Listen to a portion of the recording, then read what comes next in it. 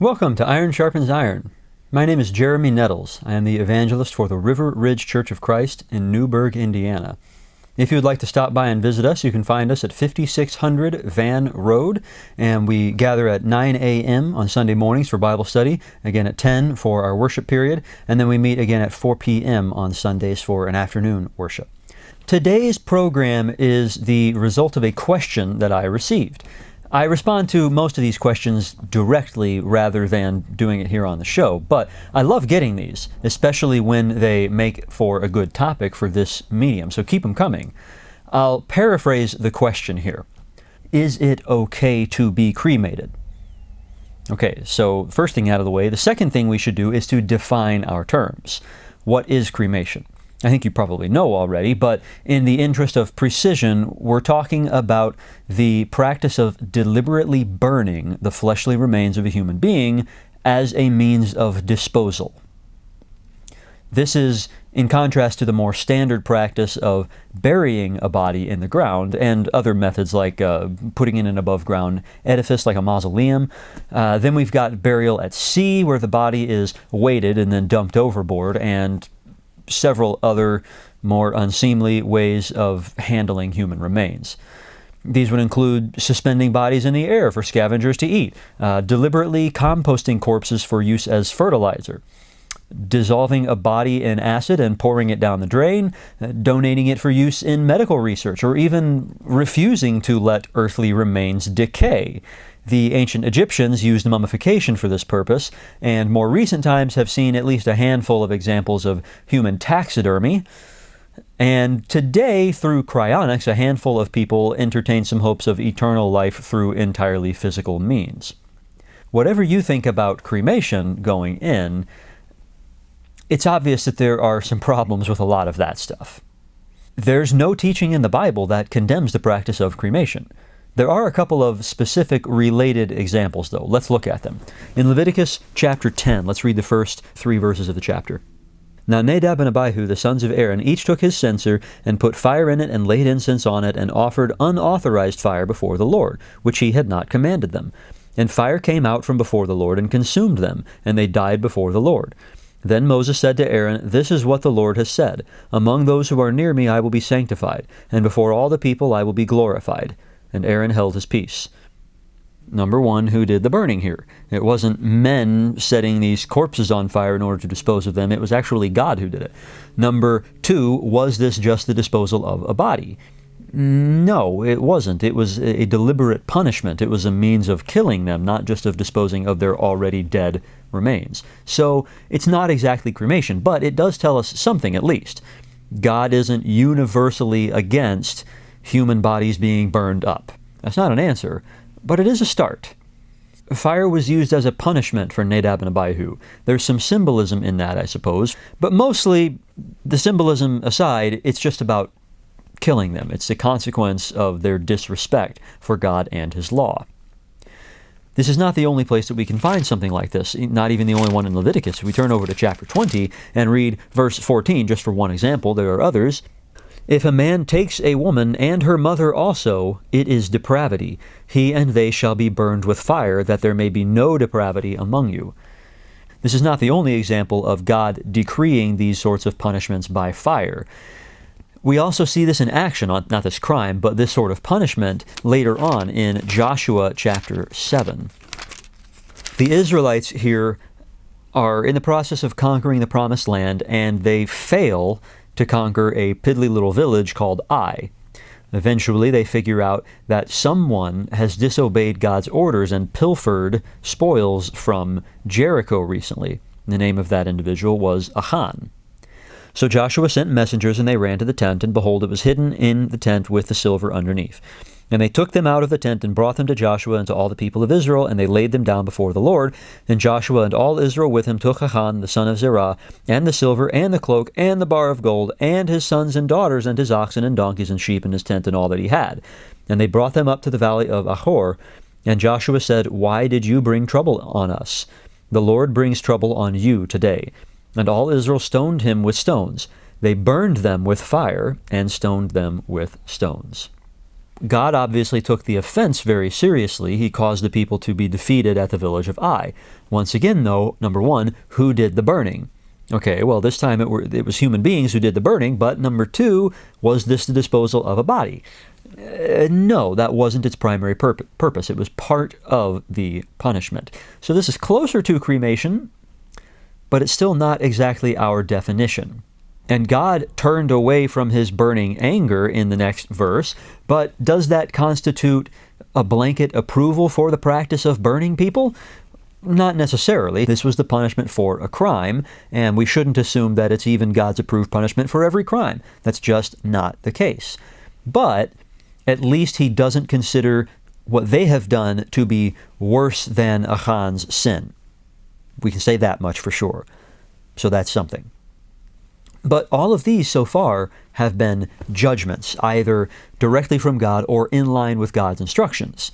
Not only is this not quite the practice in question, it's a deliberately undignified way to go. And that's why it's a part of the punishment. Maybe there's something to that. After all, doesn't God promise that eternal judgment in hell will look kind of like an unending cremation? Flip to the other end of your Bible in Revelation chapter 20, and let's look how God describes, in the visions that he gave to John, how he describes that eternal punishment. And they marched up over the broad plain of the earth and surrounded the camp of the saints in the beloved city, but fire came down from heaven and consumed them. And the devil who had deceived them was thrown into the lake of fire and sulfur, where the beast and the false prophet were, and they will be tormented day and night forever and ever. We've seen fire now used to dispose of people as well as, I suppose, their remains. But it's always a consequence of their sin up to this point. It's not exactly a shining endorsement. And in fact, it gets worse. Amos chapter 2. Thus says the Lord, for 3 transgressions of Moab and for 4, I will not revoke the punishment, because he burned to lime the bones of the king of Edom.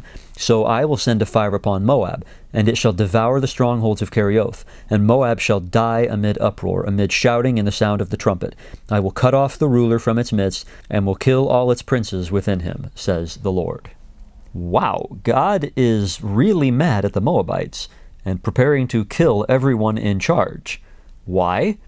Verse 1, because he burned to lime the bones of the king of Edom. So God hates cremation then? Well, not exactly. Let's think about the details here. The Moabites, and specifically those in charge, did this to the Edomite king, or at least to his bones. Does it sound like a consensual arrangement? No, the Moabites and the Edomites were enemies, mortal enemies. On top of that, God specifically says that they burned the king's bones, not his body. That's not just poetry. They burned them to lime, which is to say they reduced the bones into calcium oxides and the like, caustic powders that they would use for plaster. It's specifically about the bones here and not the whole body. Why would that be? The flesh had decayed away already. How did they gain access to the bones then? By breaking into the tomb that housed them. Why would they do that? In order to greatly insult and humiliate the people who held the original owner of these bones in high regard. So, why was God upset? It wasn't because someone's bones got burned. It was because of the way one nation was treating another, going above and beyond to desecrate an important grave, purely to shock and dismay and shame and humiliate their enemy. In fact, this isn't the only example of bone burning to be found in the Old Testament. 2 Kings chapter 23 has another. Moreover, the altar at Bethel, the high place erected by Jeroboam the son of Nebat, who made Israel to sin, that altar with the high place he pulled down and burned, reducing it to dust. He also burned the Asherah. And as Josiah turned, he saw the tombs there on the mount. And he sent and took the bones out of the tombs, and burned them on the altar, and defiled it, according to the word of the Lord that the man of God proclaimed, who had predicted these things. King Josiah here is cleaning things up. God is very pleased with this. He even predicted it. And Josiah is doing the same thing for which God punished the Moabites later? But what was the reason?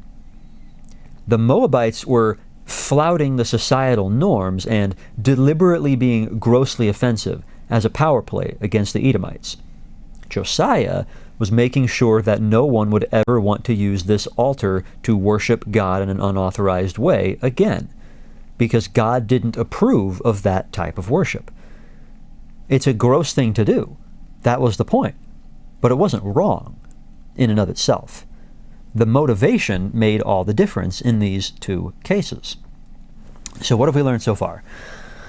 It doesn't show up very often in the Bible, first of all. When bodies are burned, it's often a punishment. God may disapprove when we burn human remains, depending on why we're doing it. He also may approve, again, depending on why we're doing it. We're having a hard time getting anywhere. Let's go deeper. 1 Samuel chapter 31. Beginning in verse 8. The next day when the Philistines came to strip the slain, they found Saul and his 3 sons fallen on Mount Gilboa. So they cut off his head and stripped off his armor and sent messengers throughout the land of the Philistines to carry the good news to the house of their idols and to their people. They put his armor in the temple of Ashtaroth, and they fastened his body to the wall of Bethshan. But when the inhabitants of Jabesh-Gilead heard what the Philistines had done to Saul, all the valiant men arose and went all night and took the body of Saul and the bodies of his sons from the wall of Bethshan, and they came to Jabesh and burned them there. Was this a good thing to do? We don't have God's judgment either way here. All right, let's start with motivation. What were these men trying to accomplish? They did this out of respect for the dead. Saul and his sons are dead already. The Philistines can't actually hurt them anymore, but what they're doing is beyond audacity. It's beyond insolence. It's hubris. It's acting in a way that even sinful people will generally recognize as just begging for retribution. Their pursuit isn't victory or enrichment. It's the abject humiliation of their opponents. What are the men of Jabesh-Gilead doing? The best they can to correct the problem and prevent anything more vile that could still have been done to the bodies of Saul and his sons. Were they right to do so? Well, their motivations are certainly good. God doesn't give a clear answer, but David gives his blessing, literally. In 2 Samuel chapter 2, let's read verses 5 and 6. David sent messengers to the men of Jabesh-Gilead and said to them, "May you be blessed by the Lord, because you showed this loyalty to Saul your Lord and buried him. Now may the Lord show steadfast love and faithfulness to you, and I will do good to you because you have done this thing." That's just David. But it shows at least that what these men did wasn't considered by the people of the time and place, living under God's law, to be grossly inappropriate. In fact, overall, it was considered to be a very good thing in this case. Let's jump back to the New Testament. God doesn't tell us directly here either, but there is an important clue in 1 Corinthians 13 that is worth our examination. Verse 3 says, "If I give away all I have, and if I deliver up my body to be burned, but have not love, I gain nothing." Paul is apparently talking about giving yourself up while still alive to be burned to death, presumably as a persecution or punishment for your faith. And he lists it among a plethora of very good things to do, although not as good as love, mind you.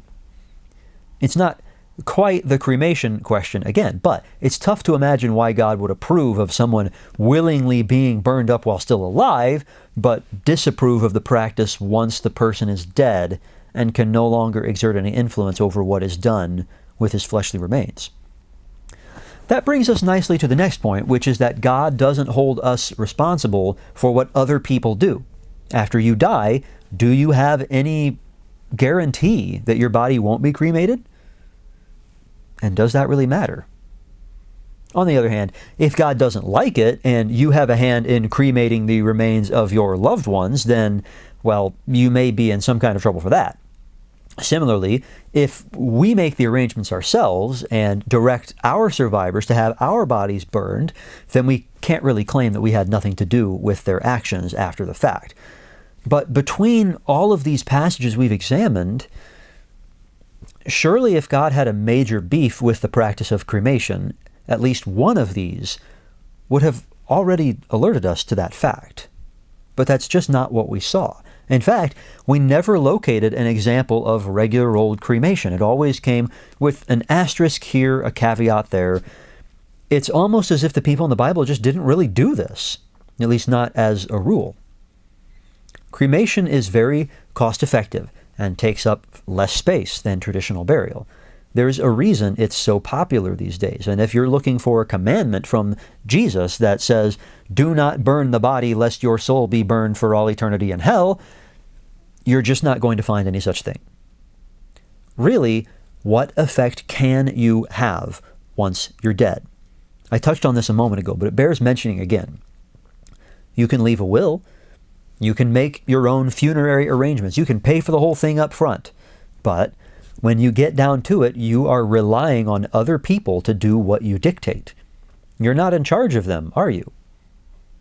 What happens to your mortal remains after you die, independent of your wishes, is of no consequence to your immortal soul. This is as good a time as any to mention that there's also a kooky notion out there that getting yourself cremated is a way to skip out on the bill at the end. Live how you want to, sin all the time, party it up, and then get yourself cremated at the end.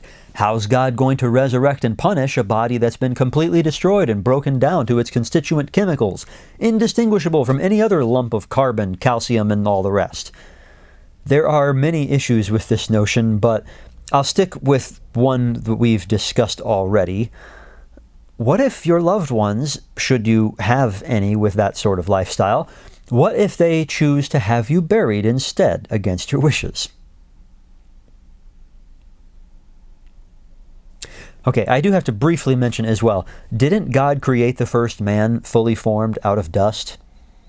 Doesn't Paul tell us that our mortal bodies will be transformed, exchanged for an immortal one? If you're going to acknowledge God exists in the first place, it makes no sense at all to conclude that you're going to outsmart him, let alone that he's incapable of reconstructing the essence of your existence at will, no matter what you do. Let's move on. No matter how your body is handled after you die, one way or another, you will eventually return to the ground, for out of it you were taken, for you are dust, and to dust you shall return.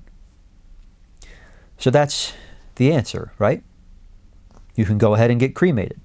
You can have your parents cremated, your grandparents. That decision is not a ticket to hell for anyone. That's what we can tell based on the commandments and lack thereof in the Bible. But the more astute of you may have noticed that there's still a fair amount of time left in this program. What gives?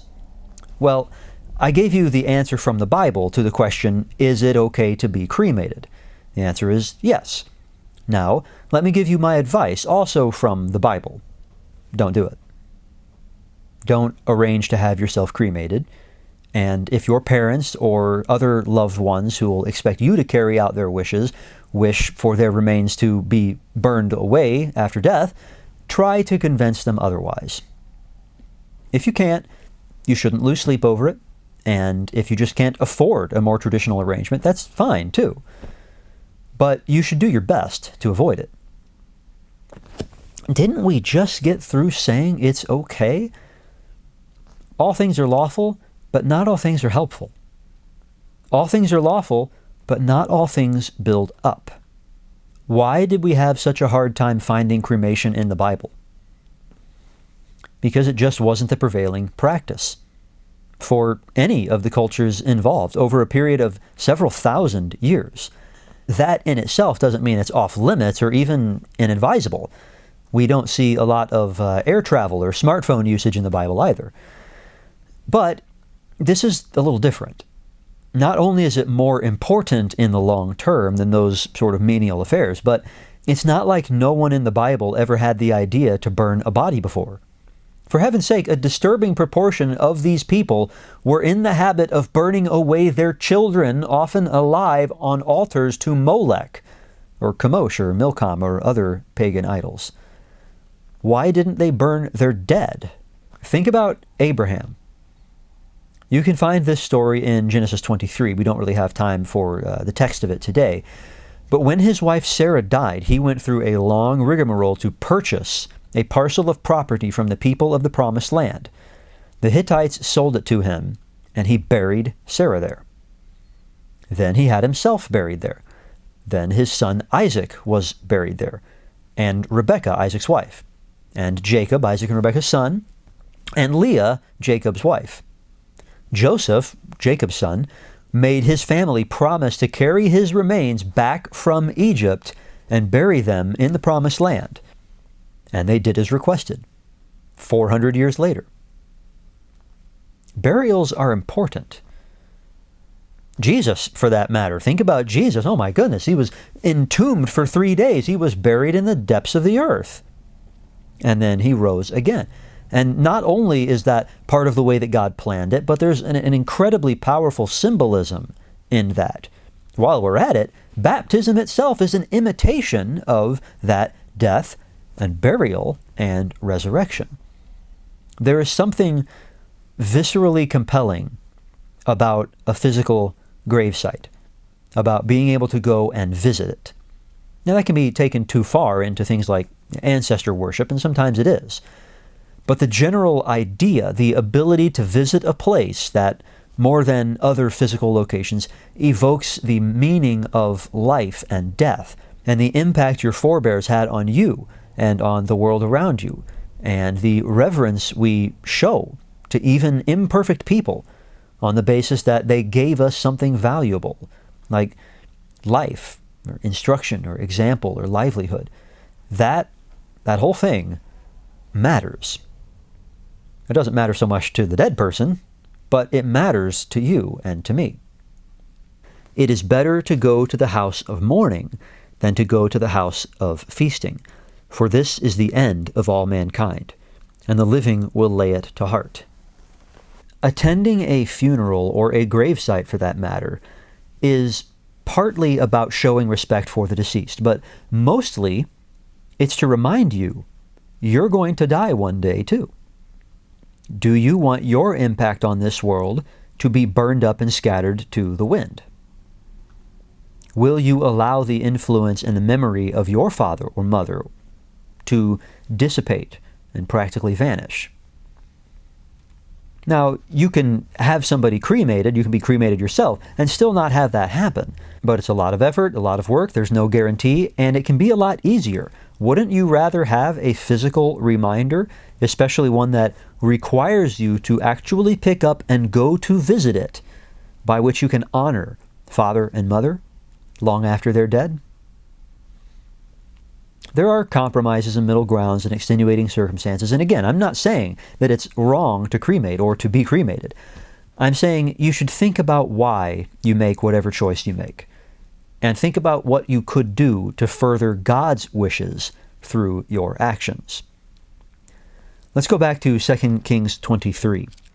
We touched on this passage earlier, in which we demonstrated through Josiah's actions that the very fact of burning someone's, even their bones, to a crisp was not in and of itself an evil thing. In fact, it could be a very good thing in this context. We already read verses 15 and 16. Now let's read verses 17 and 18. Then he, that's Josiah, said, "What is that monument that I see?" And the men of the city told him, "It is the tomb of the man of God who came from Judah and predicted these things that you have done against the altar at Bethel." And he said, "Let him be. Let no man move his bones." So they let his bones alone, with the bones of the prophet who came out of Samaria. Even in the midst of using the bones of these other people, these nameless villagers, in order to defile and desecrate that altar, Josiah demonstrates a great respect for the dead here. And that's really the whole key. Dust to dust, either way.